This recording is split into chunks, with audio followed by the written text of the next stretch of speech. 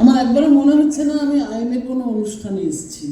আমার মনে হচ্ছে আমি একটা পারিবারিক অনুষ্ঠানে এসেছি, কারণ এখানে অনেকেই আছেন যাদের সঙ্গে আমি দীর্ঘদিন আইনে করেছি।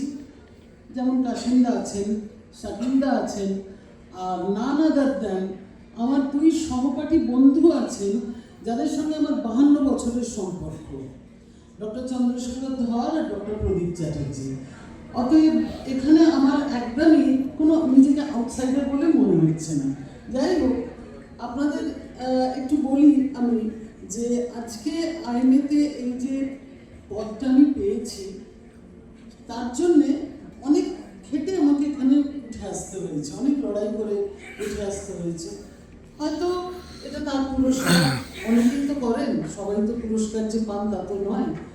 যাই হোক, একটা কথা বলি, অনেকেই আমাদের শুনতে হয়েছে যে আইনি করে কি হবে, আইনি করে কি করবো, আইনে আমাদের কি দেবে।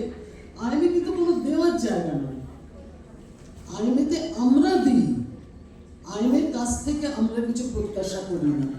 হ্যাঁ, কিছু লোক আছেন, খুবই কম, প্রত্যেক সমাজে ব্ল্যাক শিপ তো থাকেই, তারা আইনটাকে নিজের ব্যক্তিগতভাবে ইউজ করে, কিন্তু তাদের সংখ্যা খুব কম এবং তারা কিন্তু টিকে থাকতে পারে না।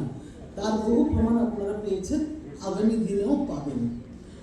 আর কেউ যদি বলে আইনে কি করতে পারে, কি করে, আমি তাদের বলবো, আপনারা বলবেন আইনে একটা সংগঠিত শক্তি, 4 লাখের উপর আমাদের সদস্য। এই শক্তিটা অনেক জায়গায় অনেক অন্যায়কে একেবারে ঘাড় ধরে নিয়ে দেয়। কিছুদিন আগে গোয়াতে একটা ঘটনা ঘটেছে, আপনারা সবাই জানেন, সেটা এত ভাইরাল হয়েছে। একজন কোনো একটি লোক, সে একটা সাধারণ ভিটামিন B12 এর ইঞ্জেকশন দিতে একটা হসপিটালে গিয়েছিল, সেটা কোনো এমার্জেন্সি নয়। এখন ঘটনাচক্রে তার বোধহয় কিছু চেনাশোনা ছিল, তো তাকে যেখানে ইঞ্জেকশন দেওয়ার জায়গা সেখানে পাঠানো হয়েছে। তিনি এতটুকু ওয়েট করবেন না, তাকে তখনই করতে হবে।